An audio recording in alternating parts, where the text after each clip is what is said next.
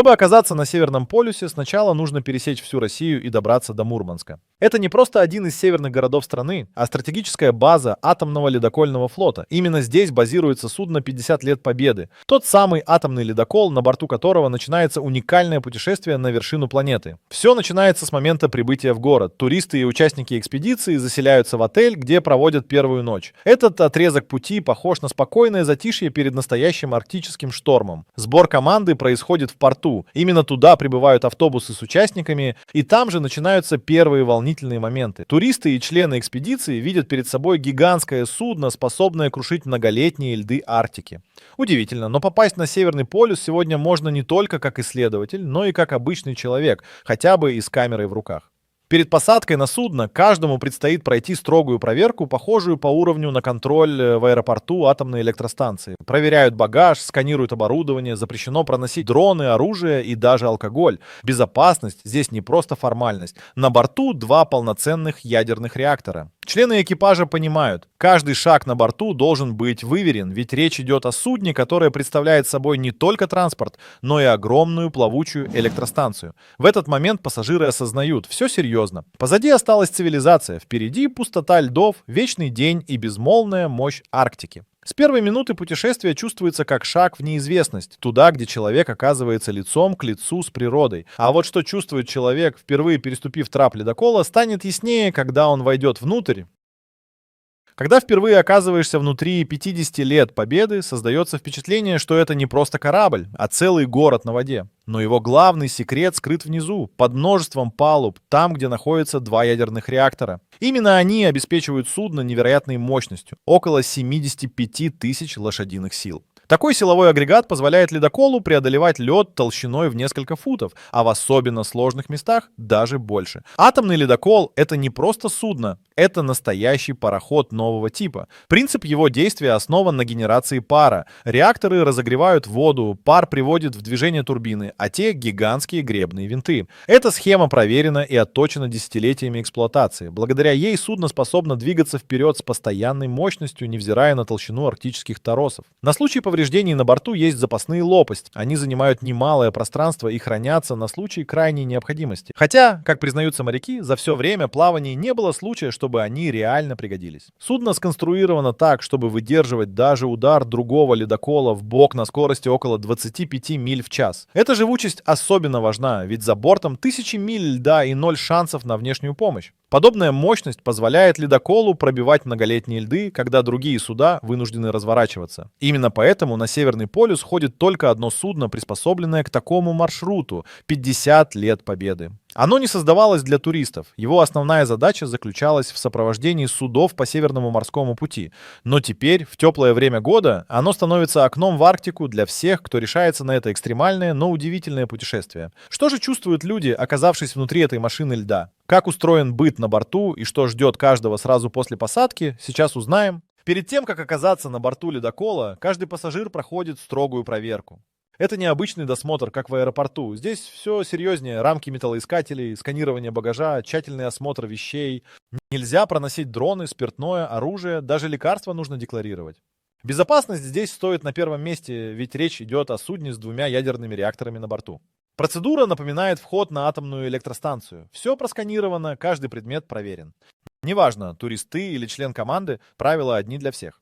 Исключения крайне редки и только по специальным допускам. Например, дроны запрещены, но автор съемки получил разрешение, потому что выполняет функции фотографа и оператора экспедиции. Именно благодаря этому мы видим удивительные кадры с высоты над льдами и палубой ледокола. Но самое главное — ощущение, что ты попадаешь в зону особой важности. Все говорит о том, что путешествие будет необычным. Это не просто круиз, это экспедиция в один из самых удаленных и суровых уголков планеты. Именно поэтому такие меры предосторожности абсолютно оправданы. Здесь не место случайностям.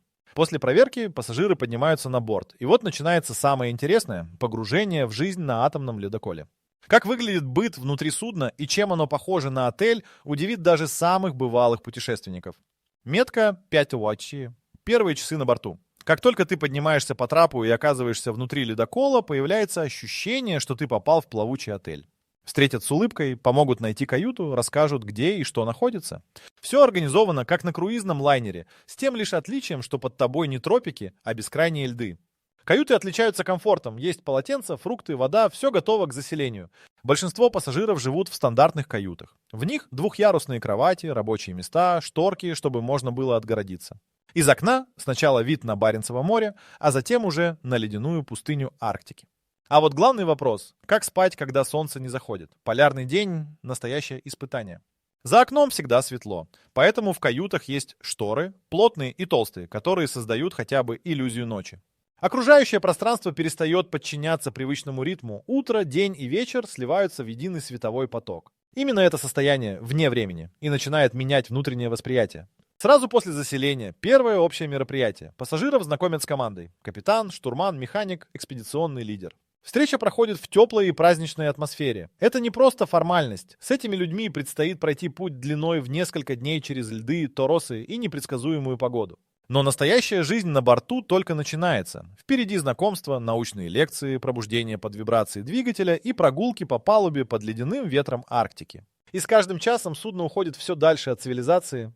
Полярный день в Арктике. Это не просто астрономическое явление, это испытание для организма. Солнце не уходит за горизонт ни на минуту, и кажется, что время остановилось.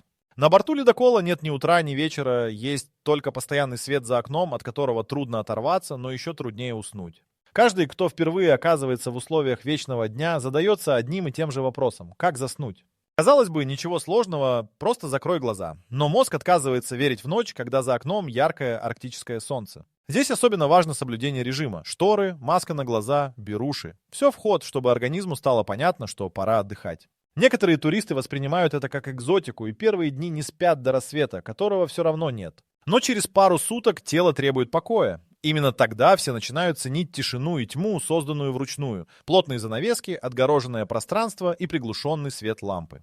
Полярный день на борту – это еще и возможность фотографировать круглосуточно. Световой рисунок меняется в зависимости от облаков и положения судна. Камеры здесь не убираются вообще, любой момент может стать тем самым кадром, за которым охотятся фотографы и документалисты.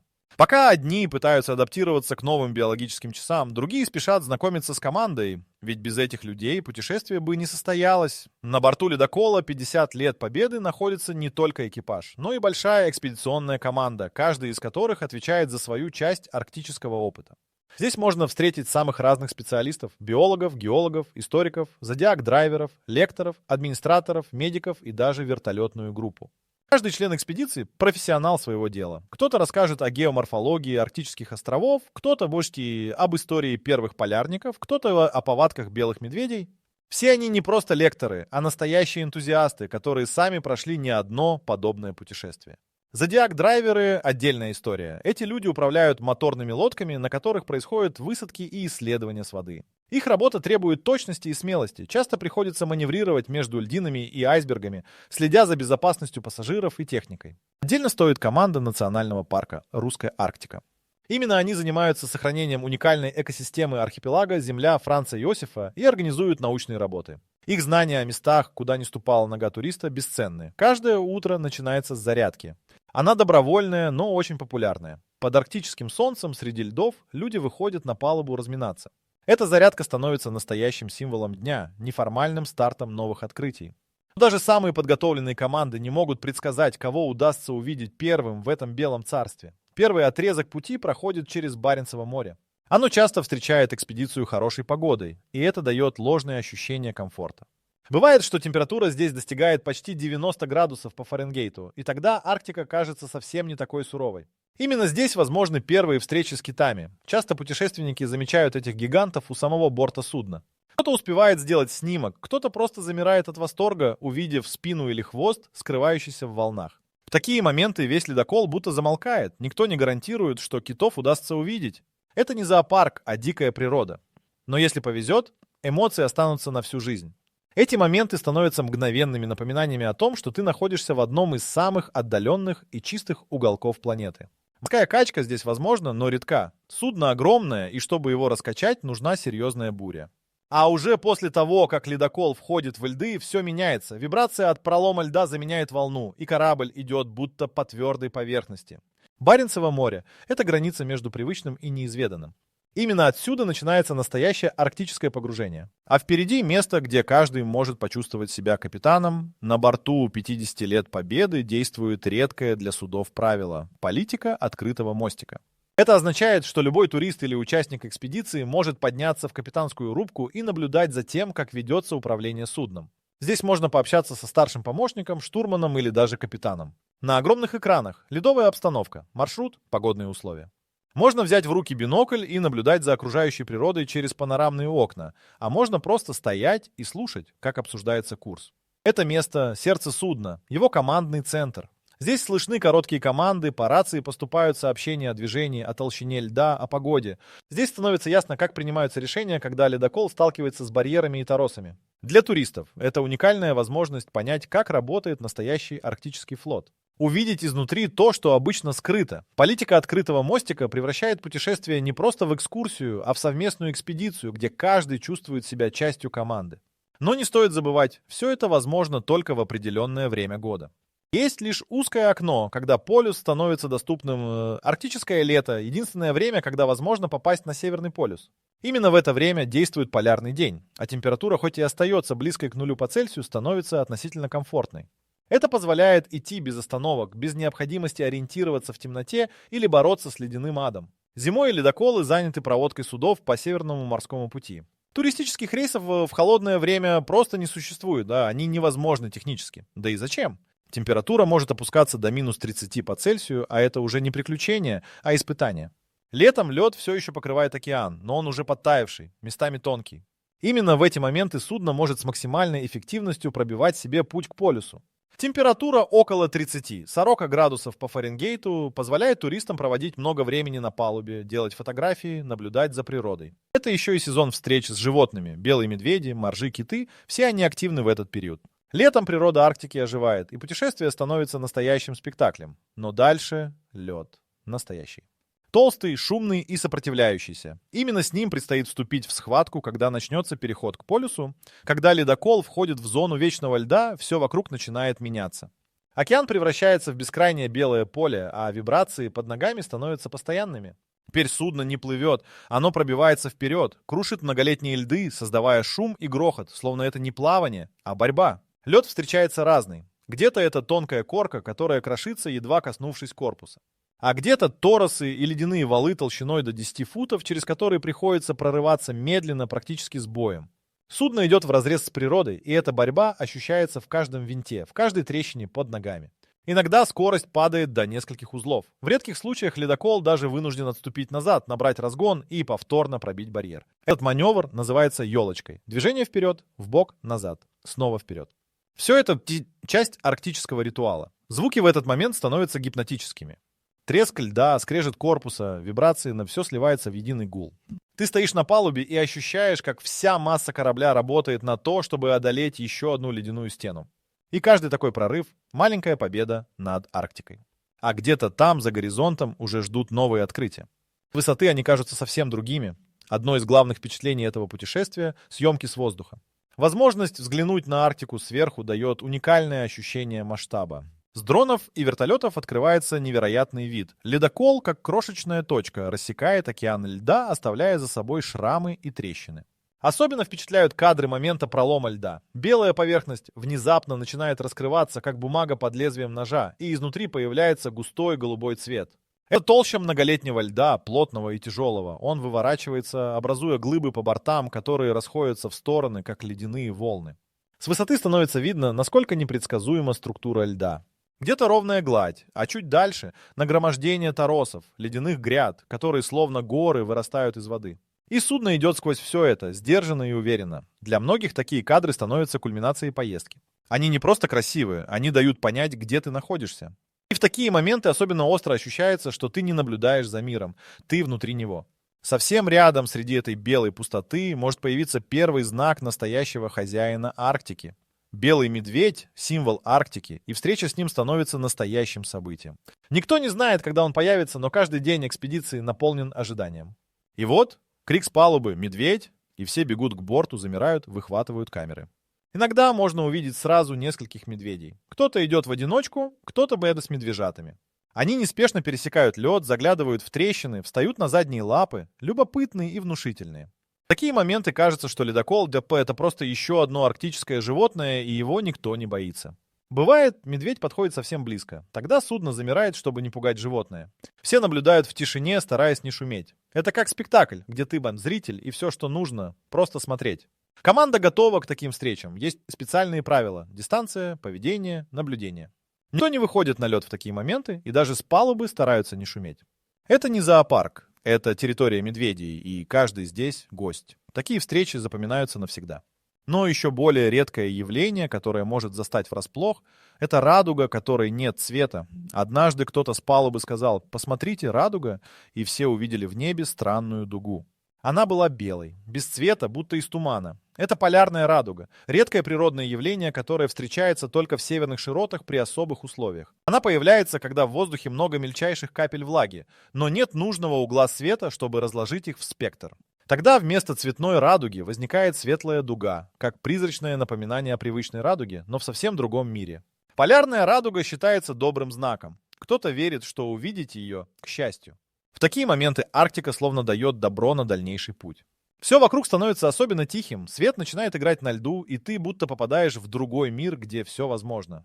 Это время идеально для размышлений, пейзажи которых не существует нигде, кроме как здесь. Свет которого не бывает больше нигде. Радуга, лишенная цвета, но наполненная символикой.